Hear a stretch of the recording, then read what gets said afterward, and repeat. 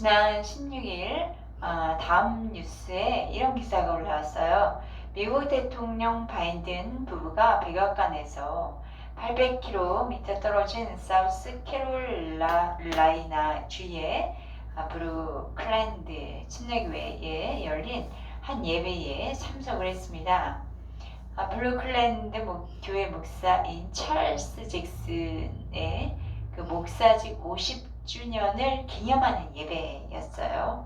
이곳에 바이든 대통령의 영부인이 깜짝 방문을 한 것입니다. 이유는 교회 목사의 부인인 로빈 잭슨에게 감사를 표하려는 목적이 있었다고 합니다.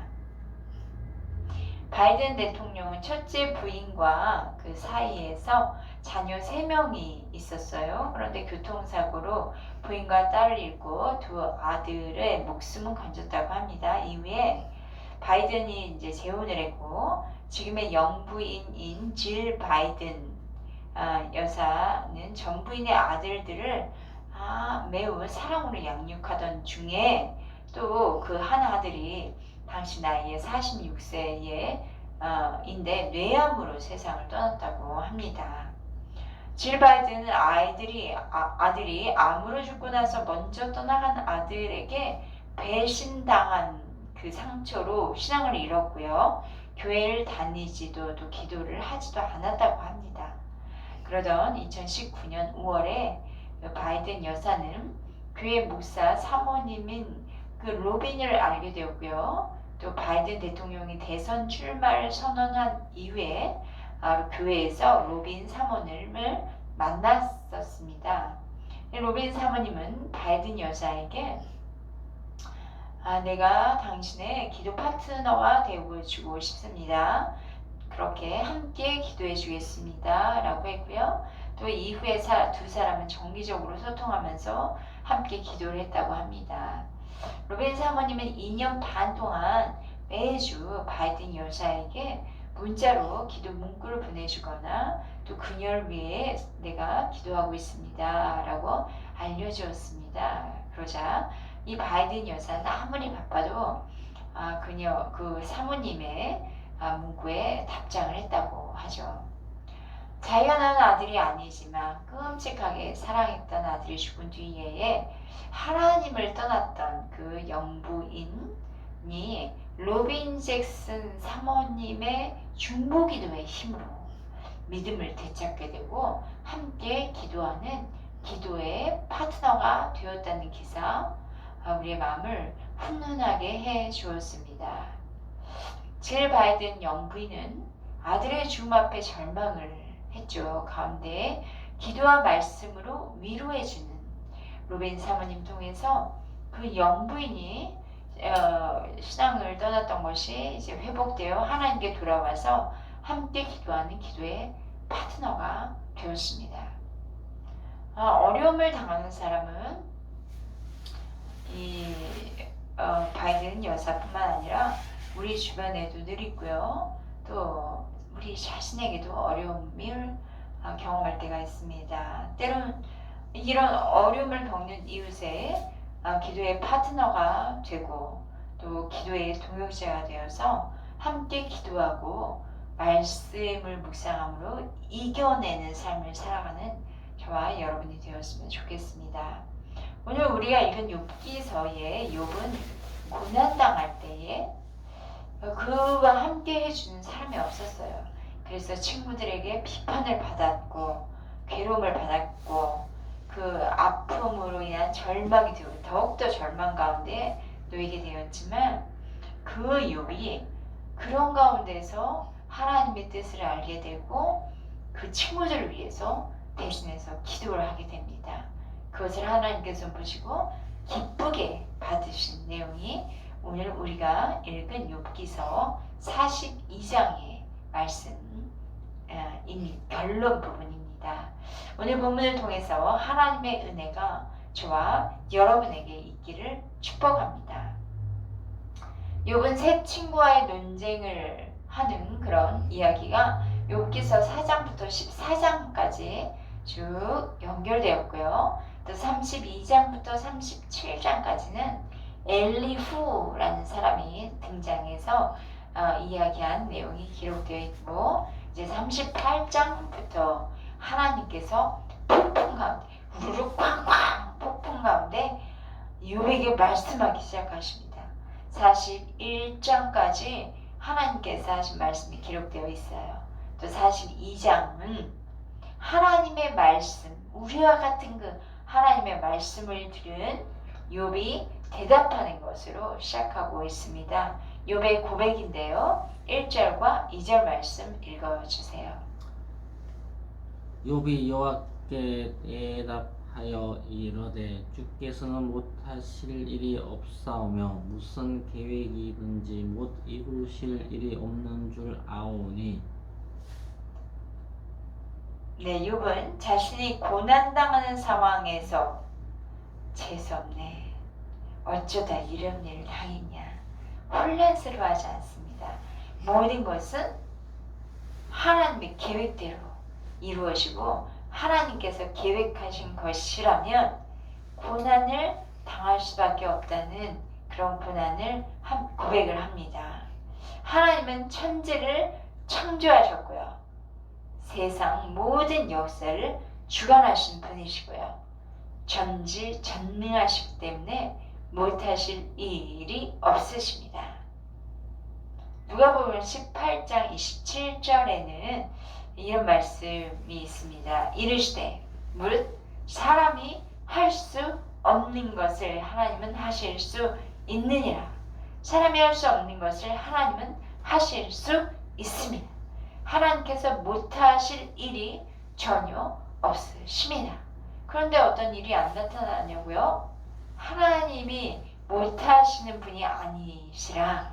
하나님은 지금은 때가 아니다. 또는 하나님께서 그 일을 원치 않으시기 때문에 나타나지 않을 뿐입니다. 하나님은 우리에게 지금 나타내 보여주시지 않는다고 해서 하나님이 못하시는 분이 아니라 하나님은 못하실 일이 전혀 없으십니다. 또 하나님께서 계획하신 일은 무엇인지 반드시 성취하십니다. 하나님이 계획하신 일을 성취하시는 거예요.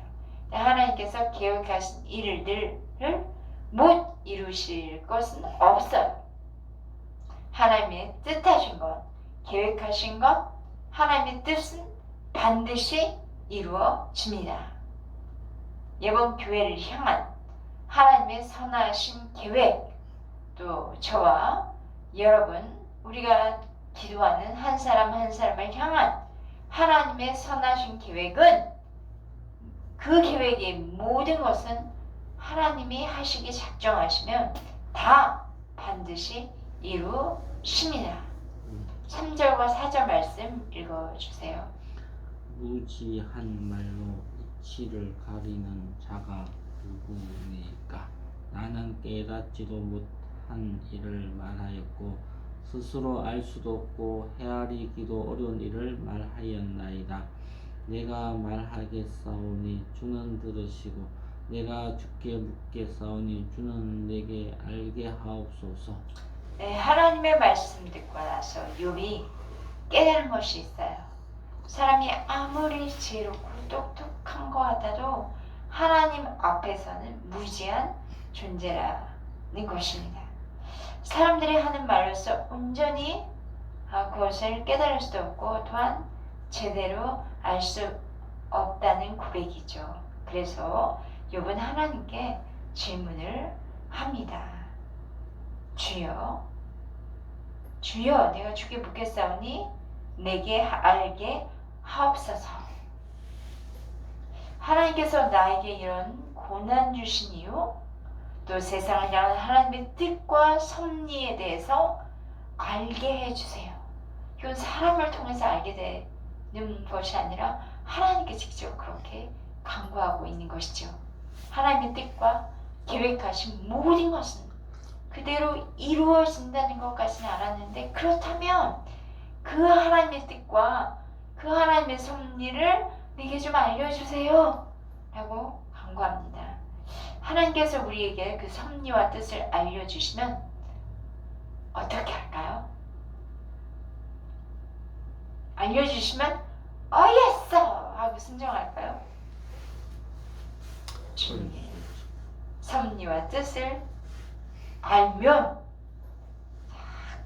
또 이 꼬랑지를 내리고 미꾸라지처럼 피해간 사람들이 있습니다. 저도 그런 경험이 있고요. 그러나 주님의 섭리와 뜻을 알면 하나님은 우리에게 순종을 원하십니다. 하나님의 뜻에 전적으로 주시는 뜻대로 순종하며 나아가야겠죠. 그래서 우리를 향하신 하나님의 뜻이 무엇인지 알기 위해서 기도한 저와 여러분 되길 바랍니다. 말씀과 기도의 응답을 통해 하나님의 뜻을 발견하고 또 하나님의 뜻을 알게 되면 그 뜻에 순종하는 저와 여러분이 되기를 바랍니다. 5절과 6절입니다. 내가 주께 대하여 귀로 듣기만 하였사오나 이제는 눈으로 주를 배움나이다.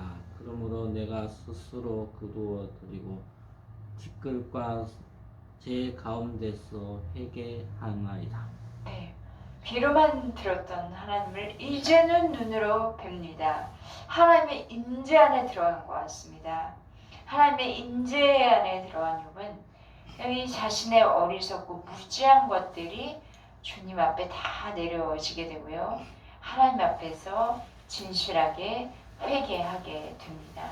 하나님의 임재를 경험하지 못했을 때 얼마나 자신이 교만했는지, 얼마나 자신이 무지하고 어리석었던지 그것을 알게 되고 또 자신은 무죄하다고 주장하며 겸손하지 못한 부분이 있었죠. 그런 나는 그냥 옳다고 한 거였죠. 그동안 욥이 주장한 것은. 근데 욥은 티끌과 재 가운데서 진실하게 회개한다. 그렇게 고백하고 있습니다. 우리가 하나님 앞에 온전하게 서기 위해서는요. 나를 돌아보고 나의 실체를 보고 진실함으로 주 앞에서 회개하는 자세가 필요합니다. 우리의 약함, 부족함 그런 것을 인정할 필요가 있어요. 그리고 이런 이 연약한 피조물인 나는 하나님이 없이는 살 수 없는 존재, 하나님을 온전히 의지하는 존재, 그런 존재라는 것을 고백하면서 하나님이 주신 말씀을 묵상하고요. 또 성령님, 하나님께서 보내주신 성령님을 의지하여 기도함으로 그 회개에서 회개할 때 우리 안에 모든 죄악들이 깨끗이, 교만함이 깨끗이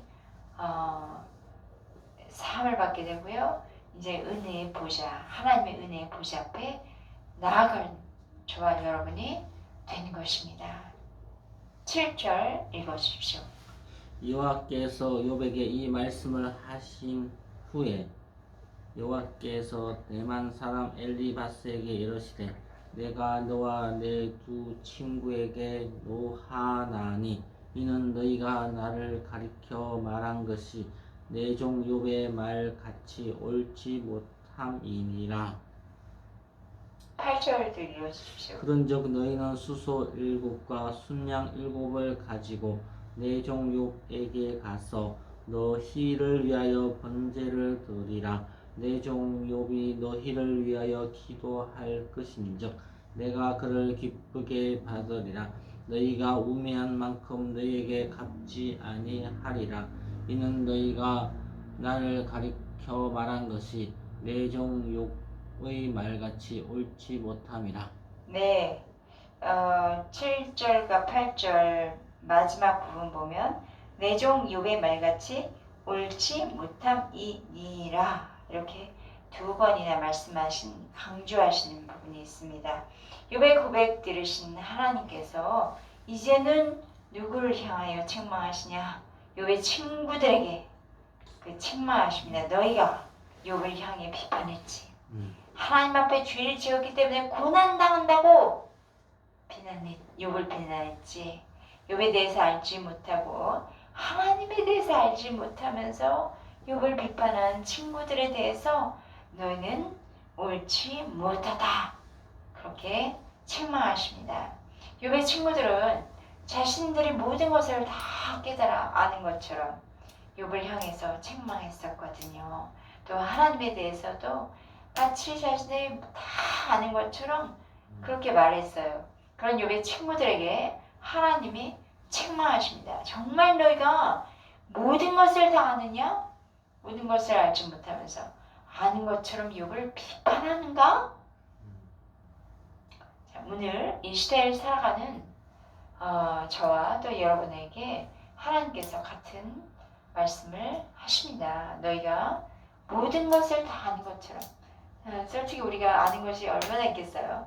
우리가 아는 것은 뭐 우리가 경험한 것 정도밖에 없는데 다 아는 것처럼 사람을 판단하고 비판하지 말라 말씀하십니다. 예수님께서 마태복음 7장 1, 2절 말씀에 이런 말씀하셨습니다.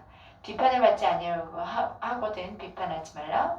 너희가 비판하는 그 비판으로 너희가 비판을 다시 받을 것이 스스로 이 너희 손가락이 나에게 오게 한다는 거죠. 너희가 헤아리는 그 헤아림으로 너희가 헤아림을 받을 것이니라. 우리가 누군가를 판단한다는 것은 매우 조심스러운 일입니다. 하나님이 기뻐하시는 것은 남을 판단하고 손가락을 막 날리며 정죄하기보다는 상대방을 감싸주고 위로하고 소망을 주며 일으키는 일이 예수님의 은혜 먼저 받은 자로서 해야 할 일입니다. 욥기 42장 8절 다시 보면 하나님은 욥의 친구들에게 너희는 재물을 가지고 욥에게 가라. 그래서 욥이 너희를 위하여 번제를 드리게 하라는 말씀을 하십니다. 욥의 친구들이 남을 정죄한 것에 대해서 회개의 번제를 드리라는 말씀으로 이해할 수 있습니다. 그러자 욥의 친구들이 어떻게 하는지 9절과 10절에 나오는데 읽어 주십시오. 이에 대만 사람 엘리바스와 수아 사람 빌닥과 나아마 사람 소발이 가서 여호와께 자기들에게 명령하신 대로 행하니라. 여호와께서 욥을 기쁘게 받으셨더라. 욥이 그의 친구들을 위하여 기도할 때 여호와께서 욥의 공경을 돌이키시고 여호와께서 욥에게 이전 모든 소유보다 갑절이나 주신지라. 하나님께서 욥의 친구들에게 너희가 재물을 가지고 욥에게 가서 번제드리라 는 말씀대로 욥의 친구들은 하나님의 말씀에 순종을 합니다. 네, 하나님의 역사는 순종에서부터 나오죠. 욥의 친구들이 즉시 하나님의 말씀에 순종하고 또 욥도 하나님의 말씀대로 순종해서 자신을 정죄한 친구들을 위해서 번제드리고 또 기도를 합니다. 욥은 오랜 시간 동안 3명의 친구들에게 비판을 받아왔었습니다. 또 친구들이 지적하는 잘못을 욥 자신은 범하지 않았다고 말해도 친구들은 계속 욥을 비판하고 책망했습니다. 그럼에도 불구하고 욥은 욥이 친구들 보면 좀 지긋지긋하다는 생각이 들 수 있지 않습니까? 그런데도 불구하고 욥은 친구를 위해서 기도하는 것이죠. 우리도 하나님을 믿는 성도로서 우리를 향해 비판하고 우리를 힘들게 하고 괴롭히고 어렵게 하는 사람들을 위해서 기도해야 할 것입니다. 예수님은 마태복음 5장 44절에서 이런 말씀을 하세요. 나는 너희에게 이르노니 너희 원수를 사랑하며 이 원수짓하고 나를 괴롭히는 자를 위해서 그런 너희를 원수를 사랑하며 너희를 박해하는 자를 위하여 기도하라. 또 누가복음 6장 28절에 말씀하십니다. 너희를 저주하는 자를 위해 반대로 축복하며 너희를 모욕하는 자를 위하여 반대로 기도하라. 그래서 욥이 친구들을 위해서 기도했습니다. 그러자 어떤 일이 일어났을까? 모든 욥이 처한 상황에 반전의 역사가 일어나게 되는 것입니다.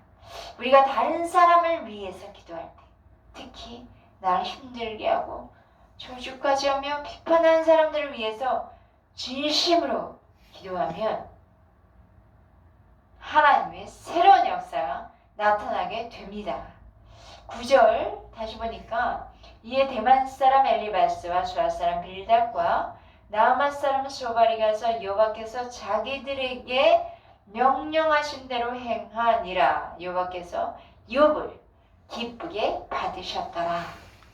욥은 자신 비판했던 친구들이 하나님의 명령대로 자신을 위한 번제를 가져오자 그들을 위해서 이렇게 하나님께 번제드리고 또 그들을 위해서 하나님께 기도를 합니다. 욥은 지금 남을 위한 번제를 드릴 만한 뭐 그런 처지는 아니었죠. 그는 모든 것을 다 잃은 상태였으니까요. 그런데 하나님께서 말씀하시니 자신을 입으로 괴롭혔던 친구들을 위해서 하나님께 번제를 드리며 기도를 합니다.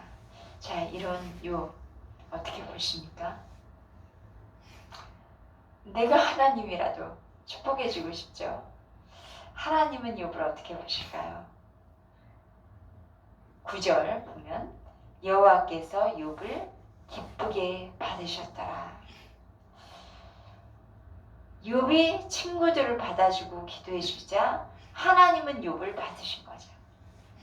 이 말은 욥이 인간이기 때문에는 완전 무결할 수는 없어요. 그런데 욥은 하나님 앞에 회개하고 또 이 회개한 정결한 상태에서 하나님의 말씀에 순종해서 친구를 위해 번제드리고 기도하니까 하나님께서 그를 기쁘게 받아주셨습니다. 욥의 입장에서 내가 서 있다면 나를 괴롭힌 친구들에 대한 원망하는 마음, 미워하는 마음들이 막 불복을 하지 않을까요? 그런데 모든 것을 다 하나님께 맡기고 진실된 마음으로 번제드려 그를 위해 전심으로 기도하는 모습을 하나님은 기쁘게 받아주신 것입니다. 그렇습니다. 하나님은 우리가 남을 대신해서 남도 나를 사랑해주는 남이 아니라 나를 괴롭히고 내게 원망을 살 만한 어떻게 보면 원수 같은 그런 사람을 위해 기도를 하면 하나님께서 그것을 기쁘게 받아주세요. 비록 우리가 약함이 있다 해도 하나님의 말씀에 의지해서 진심으로 친구를 용서하고 사랑하고 그를 위해 기도하는 마음으로 주 앞에 나아가면 주님은 우리의 기도를 향기로운 제사로 향기로운 그 향기로 흠량하시고 받아주십니다. 아멘. 긴 시간에 고난의 터널을 지나온 그 욥에게 하나님께서 복을 주시는 과정을 지금 우리는 보고 있습니다. 10절 한번 읽어볼까요? 10절과 11절입니다. 욥이 그의 친구들을 위하여 기도할 때 여호와께서 욥의 공경을 돌이키시고 여호와께서 욥에게 이전 모든 소유보다 갑절이나 주신지라. 이에 그의 모든 형제와 자매와 이전에 알던 이들이 다 와서 그의 집에서 그와 함께 음식을 먹고 여호와께서 그에게 내리신 모든 재앙에 관하여 그를 위하여 슬퍼하며 위로하고 각각 캐시타 하나씩과 금고리 하나씩을 주었더라. 네, 10절에 욥의 공경을 돌이키신 하나님. 공경이란 말은 죄수나 포로를 사로잡아가다 에서 유래한 용어인데요. 추방하다, 포로, 또 사로잡힘 이런 것을 뜻합니다. 그런 공경에서 돌이킨다. 포로된 상태에서 해방시켜서 자유로운 몸이 되도록 해주셨다는 것입니다. 욥이 당한 고난은 마치 이제까지 욥이 당한 고난은 포로처럼 모든 것을 다 잃어버리고 아무것도 할 수 없이 묶여있는 상태였던 거예요. 그런 묶여있는 상황에서 하나님은 묶임을 풀어주시고 욥이 원래의 상태 아니요 원래의 상태보다 더 갑절이나 축복받는 상태로 회복되었음을 알 수 있습니다. 마음에 있던 미움과 원망 버리고 다른 사람을 사랑하고 그를 위해 대신 기도해주고 하나님 앞에 겸손하게 서는 것이 바로 은혜의 보좌 앞에 나아가는 삶을 사는 것입니다. 은혜 보좌 앞에 나아갈 때 하나님께서 우리를 내가 처한 모든 본경에서 돌이키셔서 하나님이 정말 주고 싶은 그 복을 우리로 하여금 얻도록 하십니다. 동서고금망론하고 잘 살던 사람이 망하게 되면 공경에 처하면 주변 친구들도 어떤 사람은 가족까지도 떠나가요. 가능하면 만나지 않으려고 하고 찾아오는 것 꼭 뭐 고사하고요. 찾아가는 것도 그 사람 부담스러운 존재가 됐으니까 싫어하거든요. 그게 세상 이치이죠. 세상에서 흔히 발견할 수 있는 모습들입니다. 혹시라도 막 나에게 도와달라고 할까봐 또는 피하죠. 길에서 마주치게 되면 못 본 척 이렇게 무시하고 지나치기도 하고 또 아는 척까지는 하는데 그냥 바쁘다면서 함께한 왜냐면 그 고민 상담이 들어올 수 있으니까 저를 피합니다. 욥의 주변에 있던 사람들도 욥을 떠났었는데 이제 하나님께서 욥에게 회복을 허락하시니 그 떠났던 주변 사람들이 다시 돌아오는 은혜가 있었던 거죠. 이렇게 하나님께서 복 주시면 많은 사람들이 찾아오고 돌아오게 됩니다. 하나님이 이사야 선지자에게도 이스라엘의 회복에 대해서 말씀하신 것이 있는데요. 제가 찾아보니까 이사야서 60장 4절 말씀이에요. 내 눈을 들어 사방을 보라. 무리가 다 모여서 내게로 오느니라. 내 아들들은 먼 곳에 서겠고 내 딸들은 안기어올 것이라 하였습니다. 동서 남북 좌우 다 모든 곳에서 무리가 너에게 몰려올 것이라고 말씀하셨습니다. 이사야서 계속 읽어보면 재물까지 몰려오죠. 욥을 찾아온 사람들을 위해서 욥이 잔치를 베풀었고요. 또 어떤 사람들이 다시 찾아와서 욥이 당한 고난을 생각하며 함께 슬퍼하고 욥을 위로하면서 캐시타와 금고리를 주었습니다. 정말 힘들 때 아무런 도움 주지 않았던 그 떠났던 사람들이 돌아와서 위로하며 캐시타 금고리를 준 것이죠. 이것의 가치를 우리는 지금 정확하게는 알 수 없는데요. 어떤 사람들이 돌아오고 돕는 은혜의 손길들이 내게 붙여지는 것은 그런 하나님이 주시는 은혜의 복 중에 하나입니다.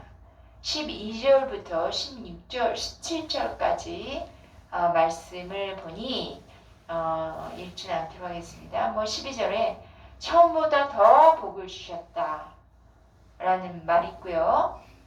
보니까 아들 7과 딸 3을 두었다 라는 말이 있고요. 또 기업을 주셨다 이런 말씀도 있고요. 또 그 욥이 140년을 그냥 그 몸이 종기가 나서 괴롭던 그래서 죽고 싶었던 욥이 140년을 살면서 아들과 손자 4대를 보았고요.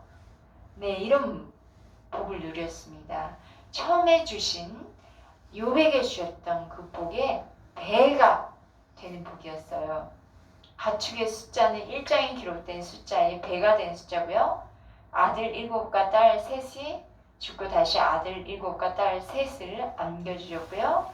고난 후에 140년 살면서 자손 4대 보고 하나님의 품에 안긴 것입니다.